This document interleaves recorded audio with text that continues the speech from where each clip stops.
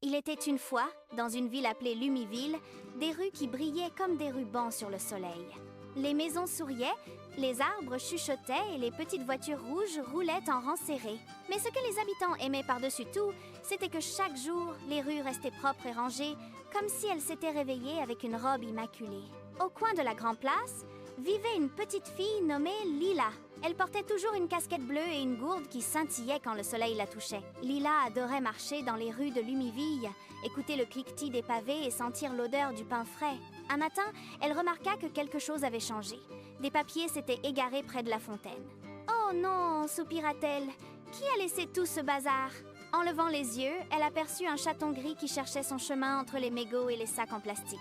Le chaton miaula timidement, comme s'il demandait de l'aide. Lila s'accroupit doucement et sourit. « Viens, petite amie, dit-elle.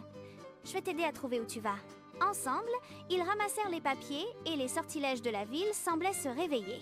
Chaque débris retrouvé avait une petite histoire à raconter.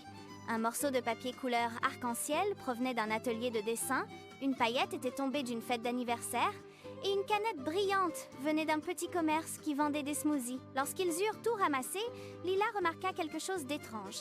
Des enfants et des adultes, qui passaient devant la fontaine, prenaient conscience de ce qu'ils voyaient. Ils se regardèrent, se sourirent et commencèrent à discuter de la propreté de leur ville comme s'ils découvraient un trésor caché. « Si chacun fait un petit pas, la ville devient plus belle », expliqua une dame en aidant le chaton à grimper. Un petit garçon, timide mais déterminé, déclara « Je peux ramasser mes crayons après mon dessin et mettre les déchets dans la poubelle. » Depuis ce jour, Lumiville décida d'organiser des matinées propreté. Chaque premier samedi du mois, voisins, élèves et commerçants se retrouvaient pour nettoyer les rues, planter des fleurs et peindre des bancs. On appelait cela la fête de Lumiville, une fête où tout le monde travaillait ensemble pour que la ville reste belle. Le chaton gris, devenu le héros discret, suivait toujours Lila comme s'il avait trouvé sa mission.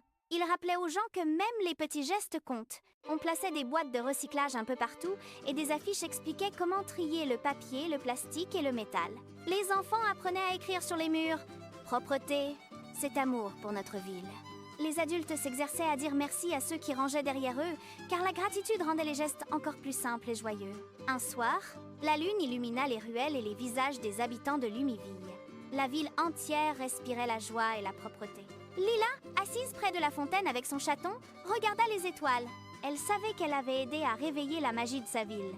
Chaque petit geste, chaque sourire partagé avait transformé Lumiville en un lieu encore plus merveilleux. Les rues brillaient non seulement du soleil, mais aussi du cœur de ses habitants. Le chaton ronronna doucement, un symbole vivant de cette belle transformation. Lila caressa sa fourrure grise, fière de ce qu'ils avaient accompli ensemble.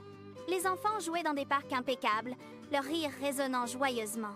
Les adultes se promenaient, appréciant la beauté de leur environnement. Les matinées propreté étaient devenues une tradition chère à tous. Elles rappelaient l'importance de prendre soin de leur espace commun. Des fleurs colorées ornaient chaque coin de rue, plantées avec amour par les résidents. Les bancs fraîchement peints invitaient à la détente et aux conversations amicales. Lumiville était un exemple pour les villes voisines, un modèle de civisme et de collaboration. La petite fille à la casquette bleue avait inspiré un mouvement. Son simple acte de ramasser des papiers avait changé la perception de toute une communauté.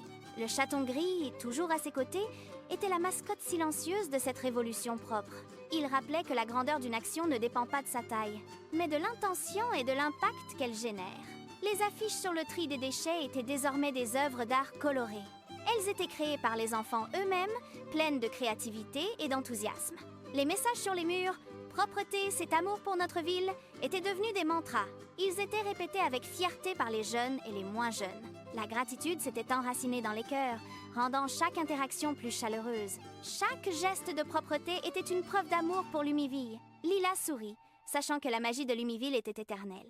Elle était entretenue par les mains et les cœurs de tous ses habitants. La ville continuait de briller, un phare d'espoir et de beauté, grâce à une petite fille, un chaton et la force de l'unité.